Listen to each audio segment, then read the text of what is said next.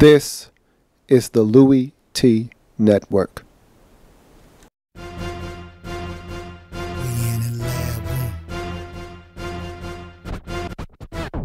Man, I love some football. Man, I love some football. My favorite week is week 1, cause I'm watching football. First comes the preseason, and I don't take a day off. And then it gets even better when your team makes the playoffs. 32 teams go hard for one thing. They work for one thing. That Super Bowl ring. 32 teams go hard for one thing. They work for one thing. That Super Bowl ring.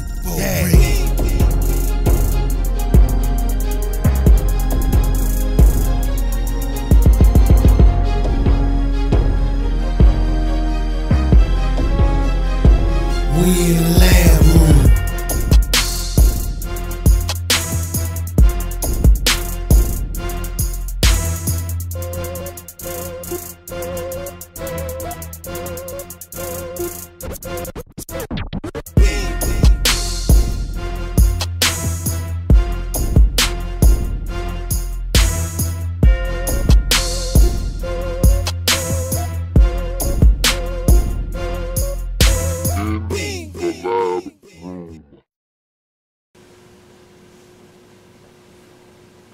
Who else could it be but me, your man, Louie T? Welcome. You are in the lab room. I'm your host, Lou. Thank you for joining me. Week number 8 in the National Football League. Thursday edition of In the Lab Room. And man, what a Thursday night brouhaha we have on our hands.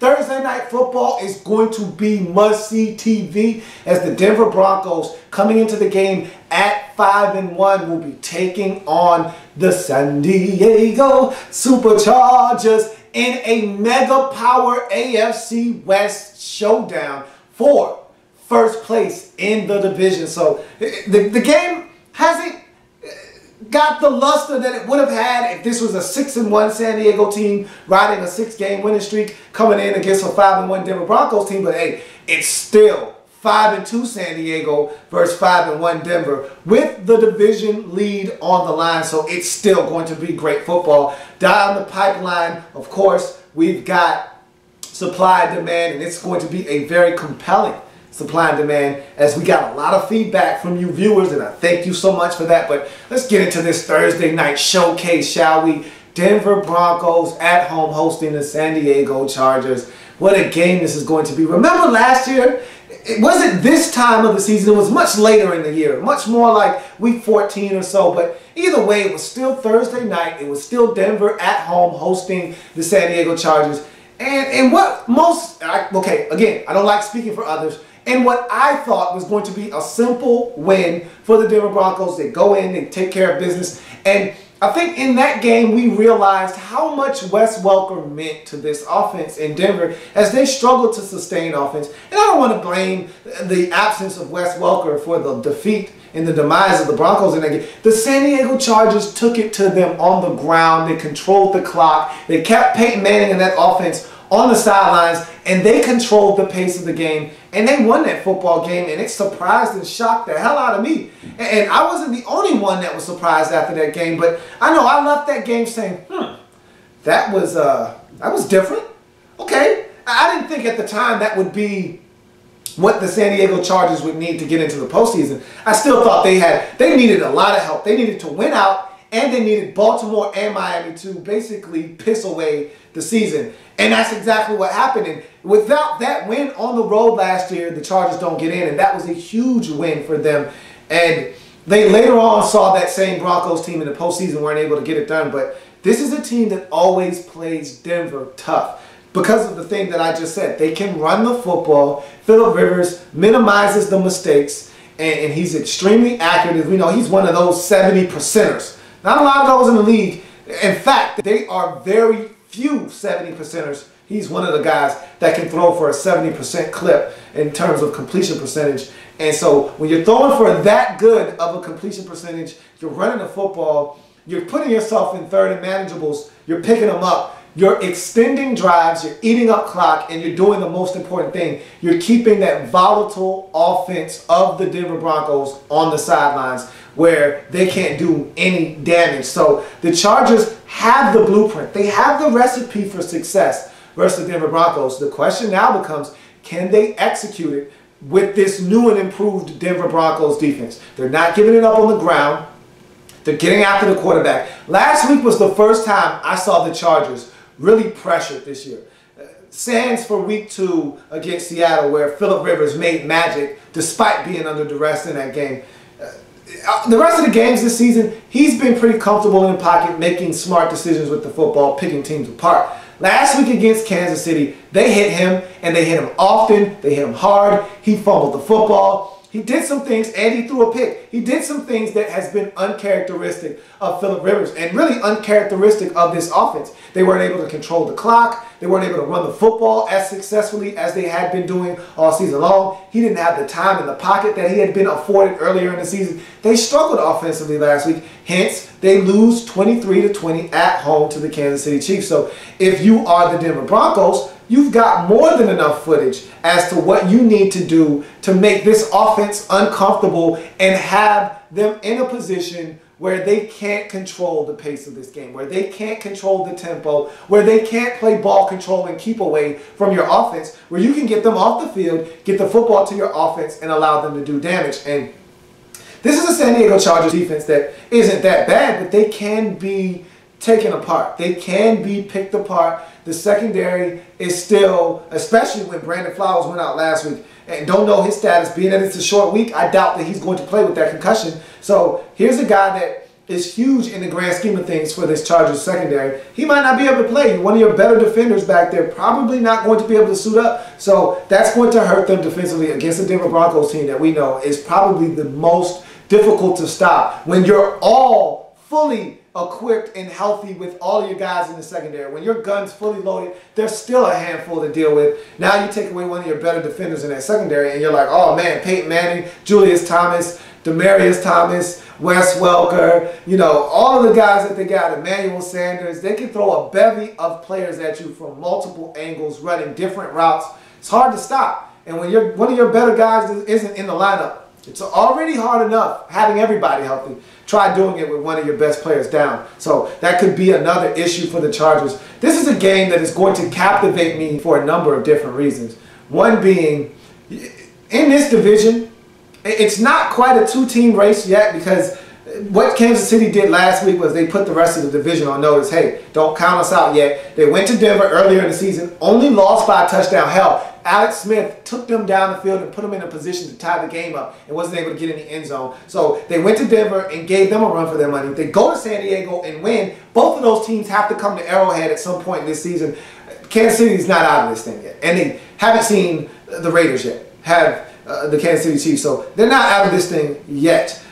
So you can't call it a two-team race, but one of these two teams is going to win this division. I know that for sure, for a fact. One of these two teams is going to win this division. Now, is it going to be the Denver Broncos, which I think everybody feels like they're the team to beat in this division, or is it going to be the San Diego Chargers, who I thought was playing some of the best football in that division before that loss last week? So this game is going to go a long way in determining that. And so that's one of the biggest reasons why I want to see this game. I want to see how the San Diego Chargers go about trying to attack this Denver Broncos football team. Do they go with the same strategy that has worked in the past? Ball control, try to eat up the clock, try to play keep away from Peyton Manning in that offense? Or are they going to say, hey, you know what? We can score, and we feel confident that our defense can get pressure on Peyton Manning, make him uncomfortable, get him off the spot, force him into some mistakes, and give us a chance to win the game? Are they going to try to be aggressive, which I don't know if that's the smartest thing in the world to do, or are they going to go with what works, which I think is probably the most sound judgment to use in this game, which is, hey, let's run the football, let's keep ourselves in third and manageable, let's move the sticks, let's make sure that on first down we're getting 3, on second down we're getting 4, third and 3, we pick it up, we move the sticks. Let's make sure that we eliminate the mistakes, the penalties, the turnovers, and give ourselves a chance. If we're in this game at the end, we got a shot to win. That's all you can ask for on the road against a high-powered offense like the Denver Broncos. If you're the Broncos, how do you attack the Chargers? This is a team that has scored points. They've played with the best of them. They've beat Seattle already this year. They went toe-to-toe with the Arizona Cardinals. This is a San Diego Chargers team that has been one of the better teams in all of the National Football League this year. So how do you approach it? Do you go after Phillip Rivers? Do you send the kitchen sink at him where he can still pick you apart? They've got weapons. WK8 is out there running around like a young man again. He's turned back the hands of time, and he's got the fountain of youth going this year, does Antonio Gates. You got a healthy Malcolm Floyd who is making big plays down the field. Eddie Royal is one of the focal points of this offense. It'd be interesting to see if he is fully healthy or not, and if he's able to play in this game. I do recall him being banged up at one point. So he's a guy that, you know, if he's healthy, he's a huge part of this offense. I want to see them get Ladarius Green more involved. Life's good when you get Ladarius Green in football. So I'd love to see him implement him in this offense a little bit more. How do the Denver Broncos stop all of those weapons? Do you play zone? Do you man up? Do you come after Phillip Rivers? Do you kind of drop back? What do you do? How do you attack that offense and make sure that he's not having easy matchups to pick apart? Because they've got some mismatches. Not one of those, not a single one of those Denver Broncos linebackers or safeties can hang with Antonio Gates. And there's not a single Denver Broncos secondary member that can jump with Malcolm Floyd. So if Phillip Rivers gets one-on-one and lofts it up there, he can make a play on the football. So there are some matchups there that are going to be interesting to watch in this game. I can't wait.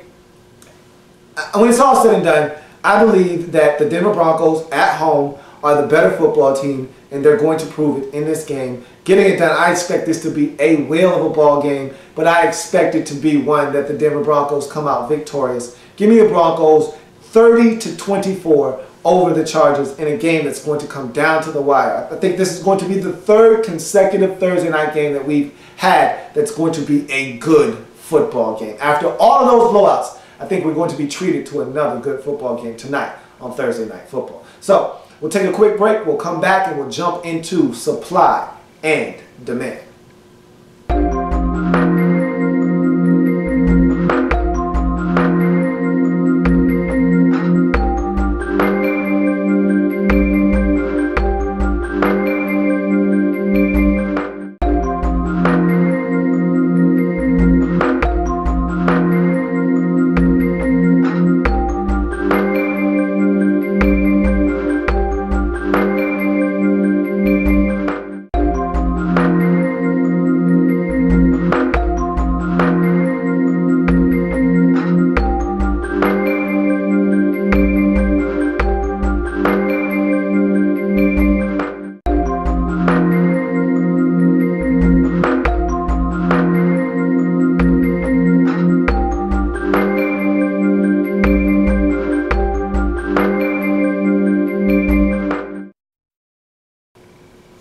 Welcome back to the program. I thank you for joining me here in the lab room. We're now delving into the supply and demand segment of the Thursday edition of In the Lab Room. And I thank you for your participation. And I got a lot of participation this week.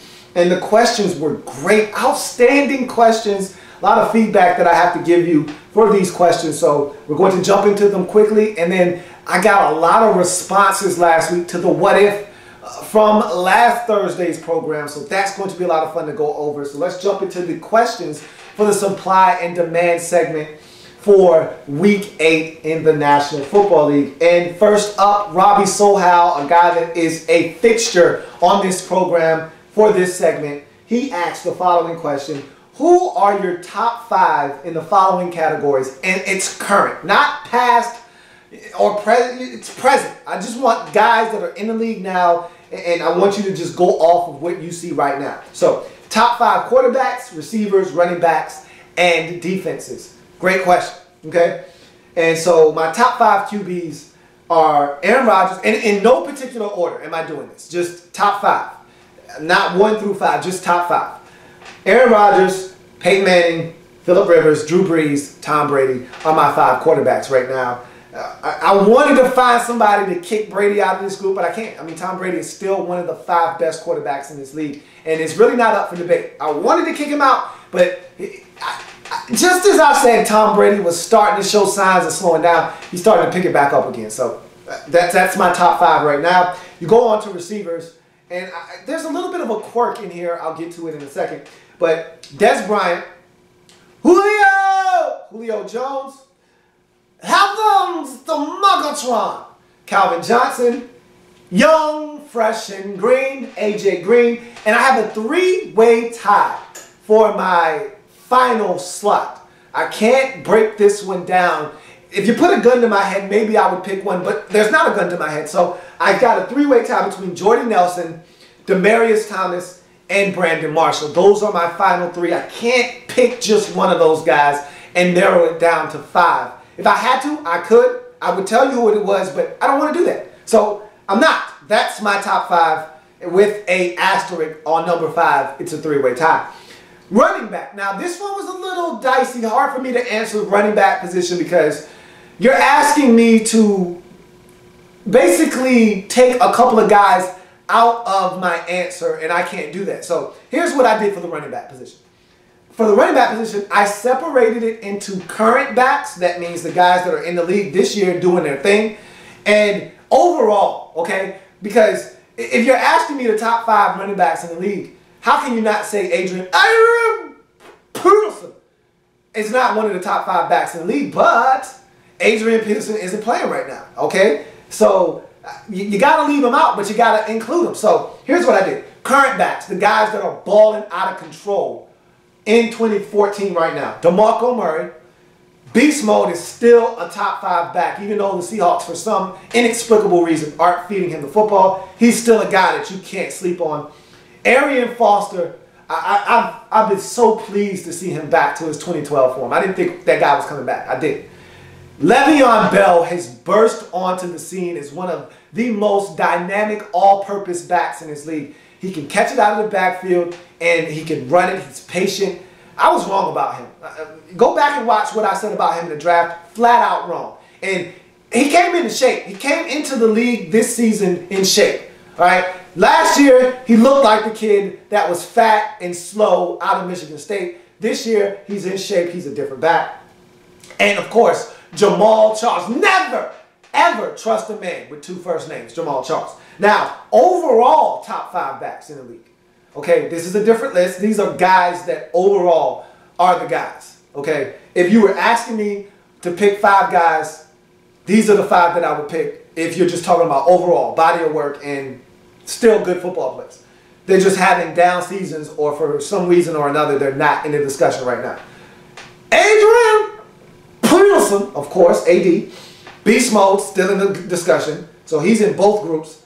Shady McCoy, having a tough season. Started this season extremely slow, but come on now. I mean, really Shady not being one of your top 5 backs, that's hard to, hard to exclude him from this group. So he's in the overall category. Not having the best year, but he's a good back. Jamal Charles, never, ever trust a man with 2 first names.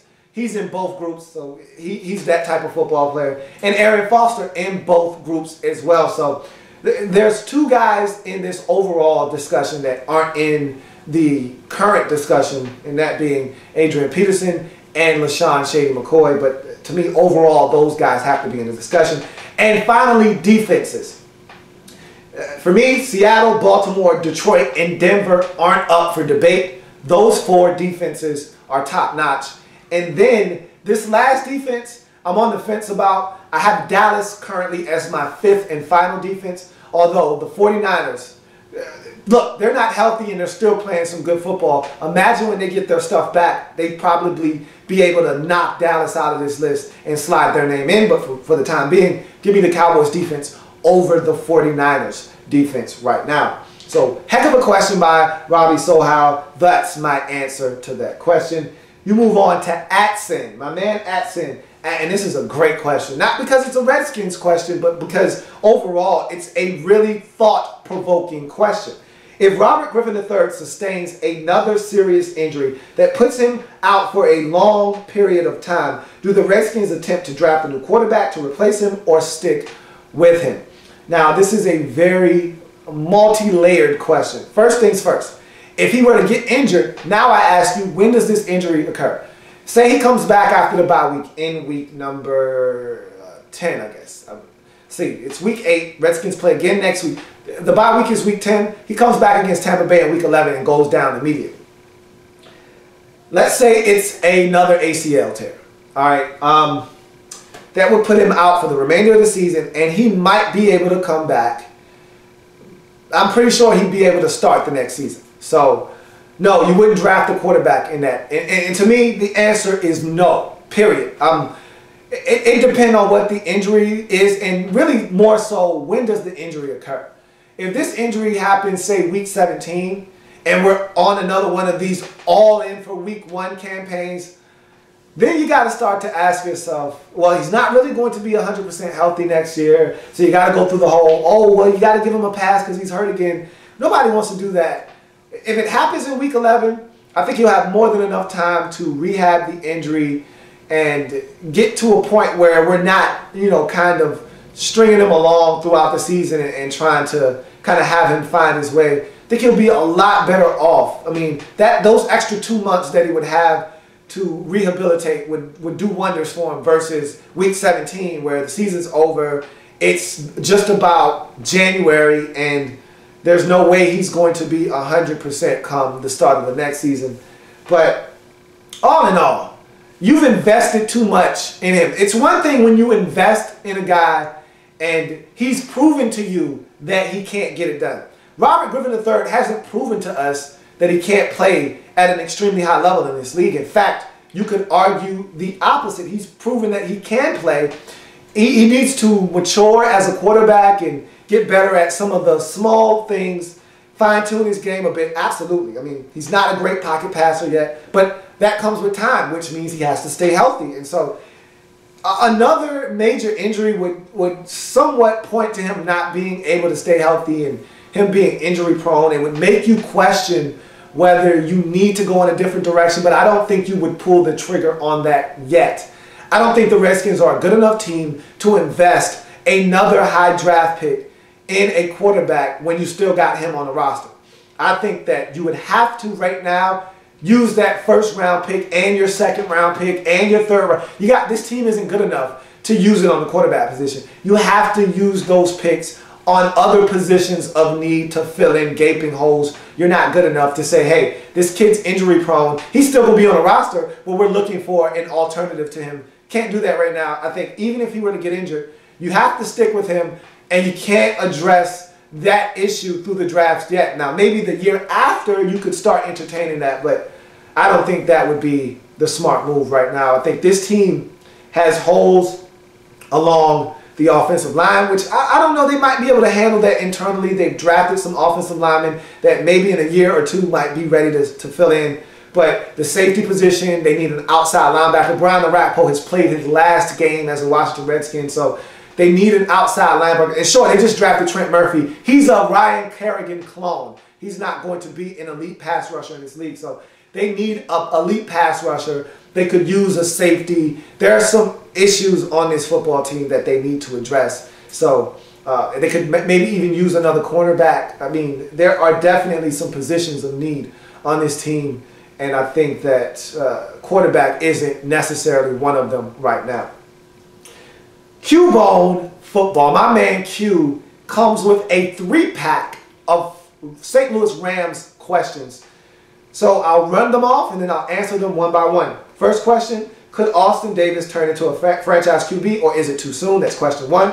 Question 2, if Jeff Fisher goes down, what type of coach do the Rams need? Question 3, how long will it take for Greg Robinson to replace Jake Long at left tackle? Let's tackle question number 1.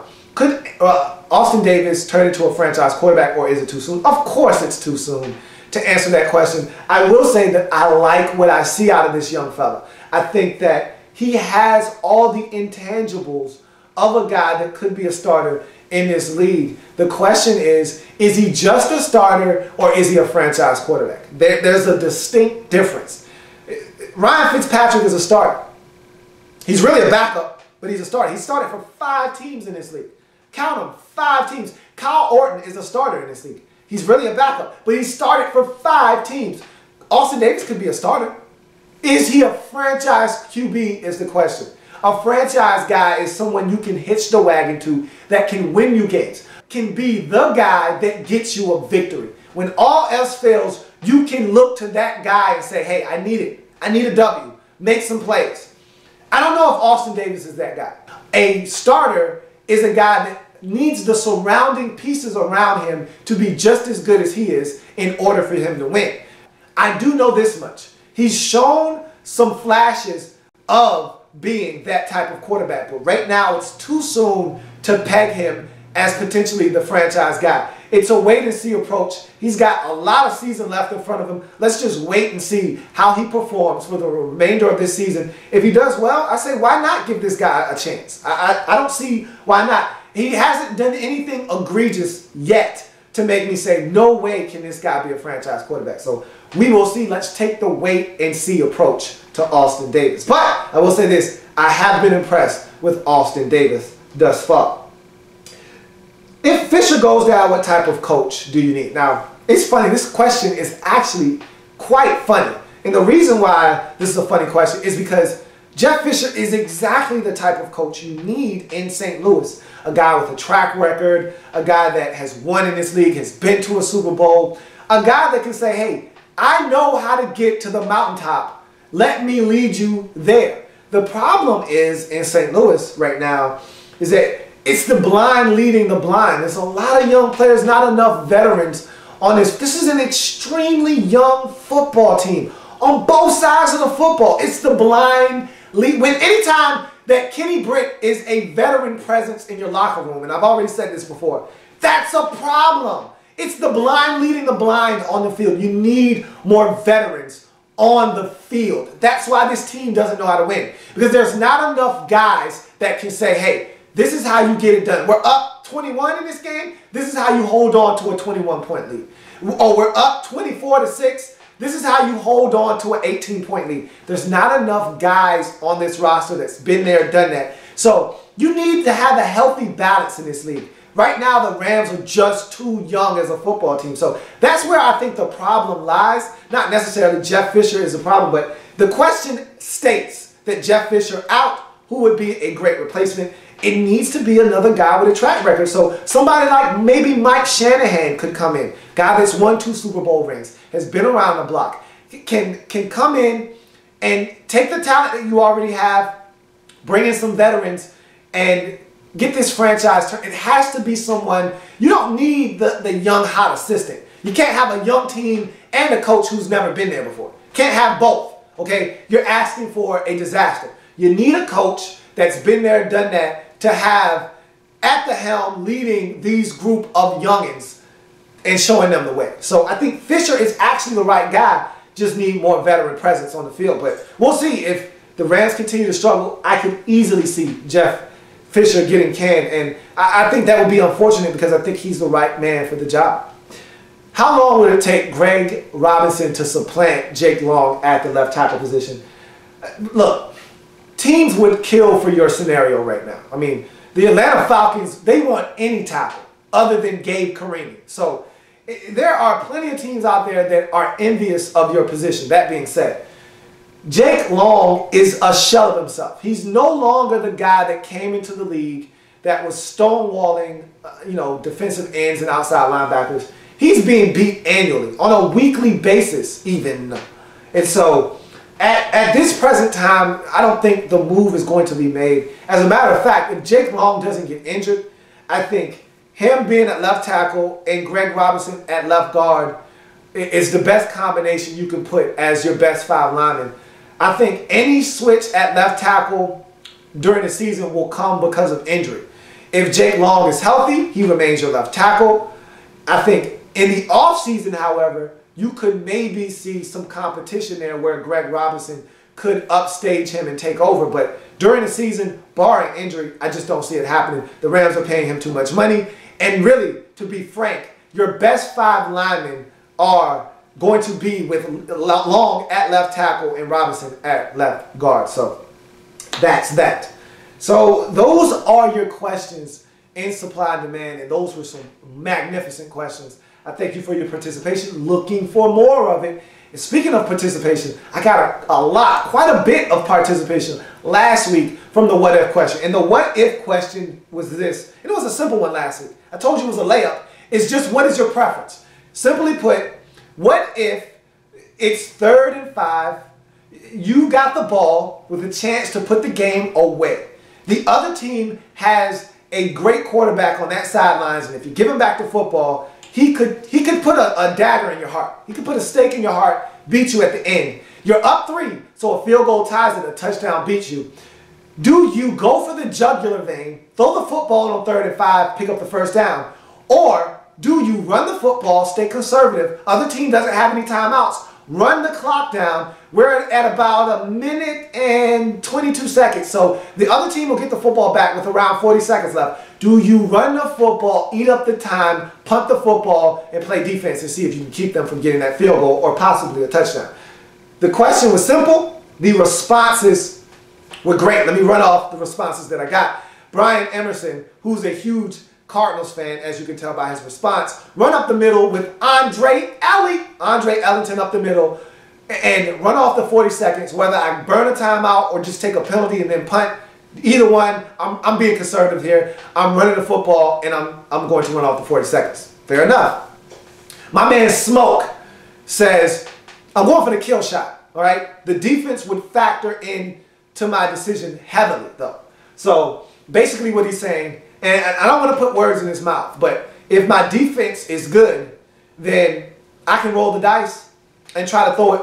And if the defense isn't good, then maybe I need to run it. Or he could be thinking vice versa. If the defense isn't good, then maybe I need to throw it because I don't want to put those guys back on the field. So it could go either way. Either way, he says he's going for the kill shot. Star-Lord, huge Bills fan, says, pass on 3rd down. If unsuccessful, go for it on 4th down. Always go for the gusto. He sounds like a guy that's trying to get fired. So that was Star-Lord's response. He's definitely getting fired if he's the NFL head coach. Q-Bone Football. Long answer, but a very thoughtful one. He says, if I trust my defense, then I throw on 3rd down.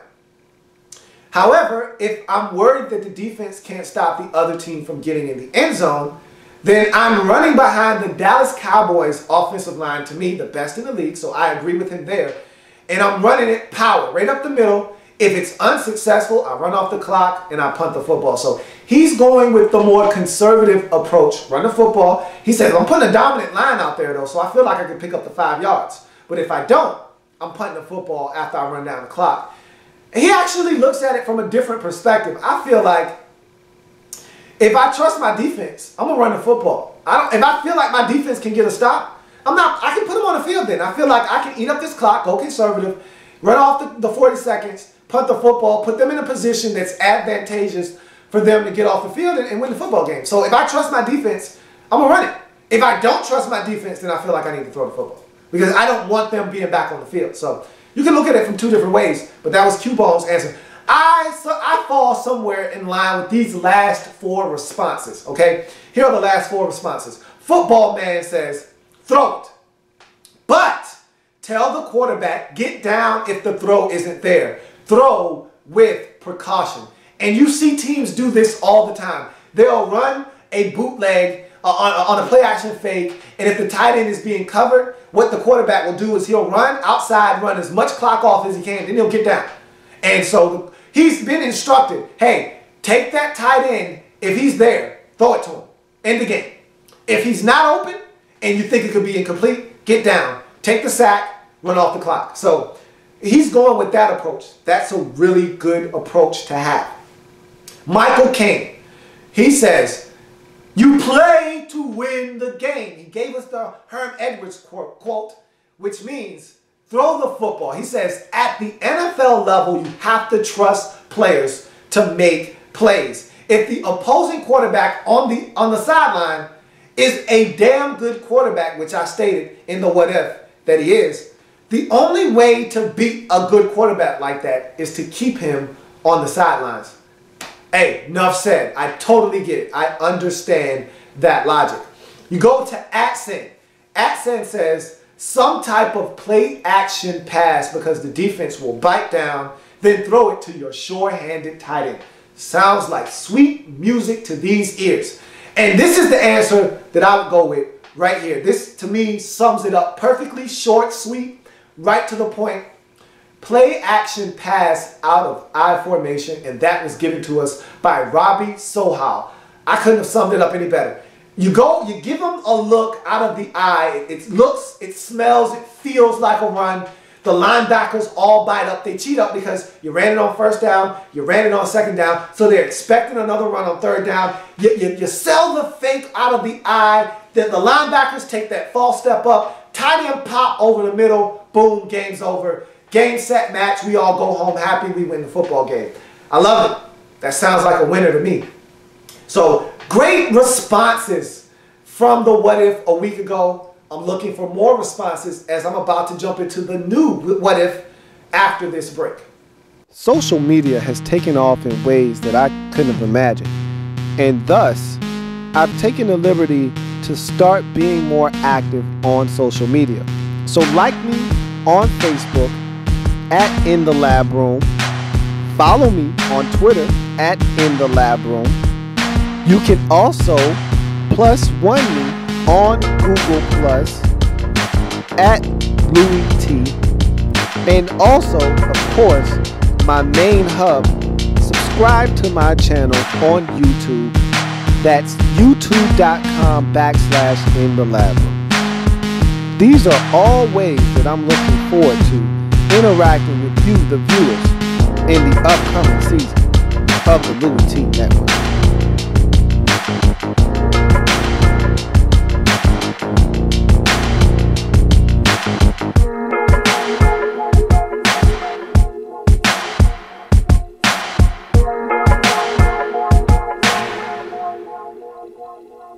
Welcome back to the program. Let's wrap this Thursday edition up with what we always wrap it up with, a what if. And this week's what if is a very simple one, but you gotta put some thought into it, all right? It's not a brain teaser or anything like that. It's a preference thing. Who are you taking? So what if? This is the scenario. What if it's the last drive of the game, okay? The opposing offense is at the 27-yard line, 73 yards of real estate behind you to defend.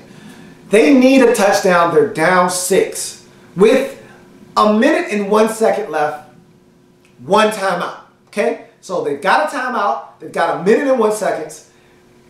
What cornerback are you taking in the game to stop that team from getting down the field? And I'm going to pose another part of this scenario, okay? So I'm asking you what cornerback, so keep in mind they've got some field to drive. Let's assume that they move the football down the field. It's 4th and 7 from the 27-yard line. So they've moved it from their 27 to your 27, okay? So what if they're at the 27-yard line, 24 seconds left, 4th and 7, no timeout left on the clock. Now, your defensive coordinator draws up a 0 blitz, 0 coverage, which means we're sending the kitchen sink. It's man across the board, no safeties behind you. It's man-on-man coverage. All right? Let's assume that one of the upper echelon elite receivers is out across from your cornerback. Who are you taking? What if it's 4th and 7, 24 seconds left, 4th and 7, game on the line. Your defensive coordinator says, we're winning the game right now. I need you guys to lock it up. Lock it up. Lock it up. And so it's man across the board, 0 coverage, no safety help. We're blitzing 7, man to man across the board. Des Bryant, Jordy Nelson, AJ Green, Megatron. One of those guys is across from your receiver, okay? Brandon Marshall. One of these guys, one of these elite receivers is across from your cornerback. Who are you taking on 4th and 7? 0 blitz to stop that receiver from beating you one-on-one and getting into the end zone. Who you taking? What if? So that's the what if this week. Can't wait to hear these responses. It's going to be a lot of fun to see who you think is the, because really what I'm asking you is who do you think the best corner is in the league? One-on-one, what guy you take to get you off the field in that situation. So that's going to do it for the Thursday edition of In the Lab Room. I can't wait to come back tomorrow, give you my Pick'em Weekly, as well as break down that Thursday night special. That's going to be a lot of fun tonight. So enjoy the football, enjoy the festivities. If it happens in the National Football League, whether big or small, we cover it all here in the Lab Room. Come back and join me tomorrow as we do this thing all over again. Break down the Thursday night showcase. Jump into the Pick'em Weekly for week number 8. It's going to be a blast. I will see you then. Have a good one.